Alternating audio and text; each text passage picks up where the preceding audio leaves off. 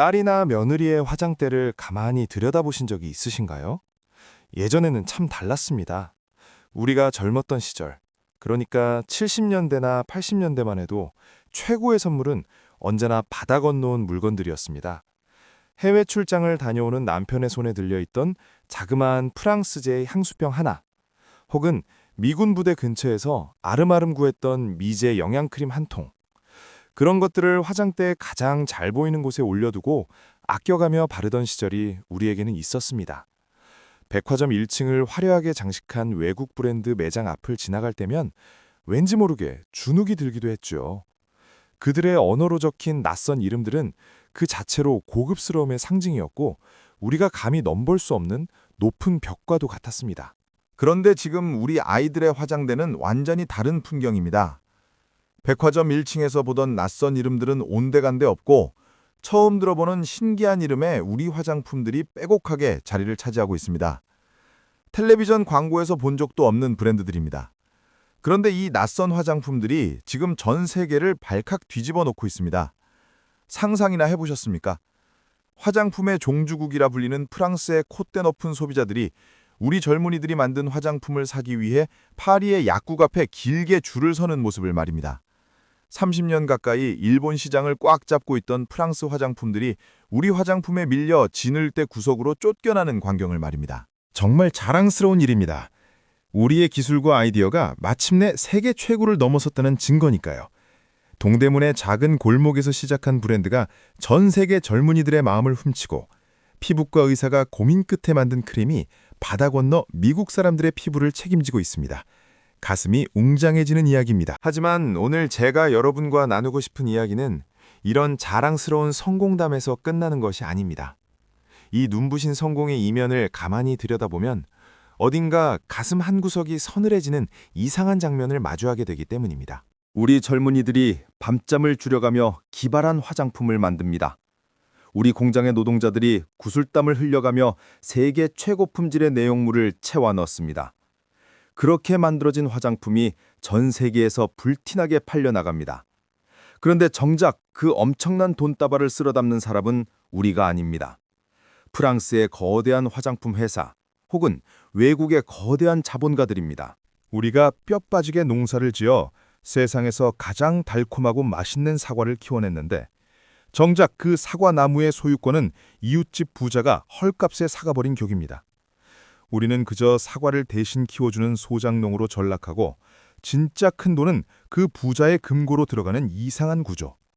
배달앱은 더 편해졌는데 정작 음식을 파는 자영업자의 주머니는 텅텅 비어가는 것처럼 우리 화장품은 전 세계를 호령하는데 정작 그 열매는 남의 입으로 들어가고 있습니다. 어쩌다 이런 일이 벌어지게 된 걸까요? 우리가 이룬 눈부신 성과 뒤에 숨겨진 진짜 돈의 흐름은 어떻게 흘러가고 있는 걸까요? 데이터를 보면 답이 나옵니다. 숫자는 거짓말을 하지 않습니다. 지금 전 세계 화장품 시장에서 벌어지고 있는 일들은 마치 다윗이 골리앗을 쓰러뜨린 기적과도 같습니다. 100년입니다. 무려 100년 동안 전 세계 화장품 시장의 왕좌는 단 한 번도 프랑스의 손을 벗어난 적이 없었습니다. 향수부터 색조 화장품, 피부관리 제품까지 프랑스라는 이름표가 붙는 순간 그것은 곧 최고의 품질을 의미했습니다. 그런데 이 철옹성 같던 프랑스의 수출 실적이 최근 들어 꺾이기 시작했습니다. 전 세계적인 전염병이 돌았던 시기를 빼고는 20년 만에 처음 있는 일입니다. 과거 전 세계적인 금융위기가 터졌을 때도 유럽 국가들이 줄줄이 부도위기에 처했을 때도 결코 흔들리지 않았던 프랑스의 화장품 수출이 처음으로 뒷걸음질을 친 것입니다. 10명 중 한두 명이 프랑스 화장품에서 등을 돌린 셈입니다. 그 충격의 중심에는 바로 미국 시장이 있습니다. 세계에서 가장 크고 돈이 많이 도는 시장입니다. 이 미국 시장에서 프랑스의 화장품 수출액은 무려 20% 가까이 곤두박질 쳤습니다. 미국의 정책이 바뀌어서 그런 걸까요? 아닙니다. 똑같은 조건 속에서 우리 대한민국의 화장품 수출은 무려 50% 넘게 폭발적으로 솟구쳐 올랐습니다. 이게 어느 정도의 차이인지 감이 잘 안 오실 수 있습니다. 쉽게 말씀드리면 이렇습니다. 작년 한 해 동안 우리가 미국에 내다 판 화장품이 프랑스가 판 것보다 4억 달러, 우리 돈으로 5,500억 원어치나 더 많았습니다. 향수를 제외하고 우리가 매일 얼굴에 바르고 지우는 화장품만 놓고 보면 마침내 대한민국이 미국 사람들이 가장 많이 수입해서 쓰는 화장품 1위 국가로 올라선 것입니다. 더 놀라운 곳은 일본입니다. 일본 사람들이 얼마나 깐깐합니까? 물건 하나를 살 때도 포장지부터 내용물까지 이리저리 뜯어보고 비교하는 세계에서 가장 까다로운 소비자들입니다. 그런 일본 시장에서 우리 화장품의 수입액은 1년 만에 2배 넘게 껑충 뛰었습니다. 30년 가까이 일본 수입 화장품 시장의 1인자 자리를 지키고 있던 프랑스를 끌어내리고 당당히 1위를 차지한 것입니다. 도쿄에서 가장 번화한 백화점 1층, 예전 같으면 프랑스의 값비싼 브랜드들이 떡하니 자리 잡고 있던 그 명당 자리를 이제는 우리 화장품들이 차지하고 있습니다. 프랑스의 거대 화장품 회사, 세계 1위 기업인 로레알의 입장이 되어 보십시오. 1년에 75조 원을 버는 거대한 제국입니다. 전 세계 150개 나라의 물건을 팔고 수십 개의 유명 브랜드를 거느리고 있으며 매년 2조 원이라는 어마어마한 돈을 새로운 화장품을 개발하는 데 쏟아붓는 공룡 중의 공룡입니다. 이런 거대한 제국이 보기에 아시아의 작은 나라에서 온 이름 모를 화장품들이 자기들의 텃밭을 쑥대밭으로 만들고 있는 이 상황이 얼마나 당혹스러웠을까요? 이길 수가 없었습니다. 아무리 돈을 쏟아붓고 연구를 해도 한국 화장품의 인기와 속도를 따라잡을 수가 없었습니다. 그래서 이 거대한 공룡은 전략을 바꿉니다.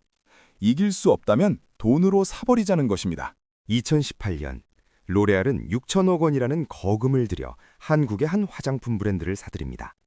동대문에서 옷을 팔던 온라인 쇼핑몰이 재미삼아 시작했던 색조 화장품 브랜드였습니다. 당시 화장품 업계의 사람들은 코웃음을 쳤습니다. 세계 최고의 회사가 동대문 출신 브랜드를 산다니 이해할 수 없다는 반응이었습니다. 하지만 로레알은 바보가 아니었습니다. 그들은 단순히 화장품 껍데기를 산 것이 아닙니다. 그들은 우리 젊은 세대의 마음을 훔치는 비법을, 그 감성과 문화를 통째로 6천억 원에 사들인 것입니다. 텔레비전 광고 대신 스마트폰 사진 한 장으로 수백만 명을 열광하게 만드는 기술, 톡톡 튀는 포장과 부담 없는 가격으로 10대와 20대의 지갑을 열게 만드는 그 특별한 마법을 돈으로 산 것입니다. 그리고 6년이 지난 2024년, 로레알은 다시 한번 한국 시장의 장바구니를 들고 나타납니다. 이번에는 피부과 의사가 만든 브랜드를 통째로 사갔습니다. 이미 자기들 회사 안에도 세계적으로 유명한 피부관리 브랜드들이 차고 넘치는데도 말입니다. 로레알의 대표는 이렇게 말했습니다. 한국의 놀라운 기술력과 무언가를 만들어내는 그 생태계를 통째로 자기들 회사에 심고 싶었다고요. 100년 넘게 쌓아온 자기들의 기술력으로도 도저히 흉내낼 수 없는 무언가가 한국에 있다는 것을 세계 1위 기업이 스스로 고개 숙여 인정한 셈입니다. 왜 이런 변화가 생겼을까요? 원인을 파헤쳐 보겠습니다. 우리가 화장품 시장의 판을 뒤집을 수 있었던 이유는 크게 세 가지로 나누어 볼 수 있습니다. 마치 톱니바퀴 세 개가 완벽하게 맞물려 돌아가듯 이 세 가지 힘이 합쳐져 엄청난 폭발력을 만들어낸 것입니다. 첫 번째는 기적 같은 속도입니다. 화장품 하나를 새로 만들어서 가게 진열대에 올리는 과정을 생각해 봅시다. 프랑스의 유명한 브랜드들은 이 과정에 보통 1년 반에서 2년이 걸립니다. 성분을 연구하고 임상시험을 하고 용기를 디자인하고 윗사람들의 결제를 받는데 수많은 시간이 들어갑니다. 큰 배가 방향을 한번 틀려면 엄청난 시간이 걸리는 것과 같습니다. 그런데 우리는 다릅니다. 스마트폰 동영상 앱에서 어떤 특정한 성분이 피부에 좋다는 소문이 나기 시작합니다. 그러면 우리 화장품 회사들은 즉각 움직입니다. 석 달 안에 새로운 크림의 조리법을 완성합니다. 한 달 뒤면 공장에서 수만 개의 크림이 쏟아져 나옵니다.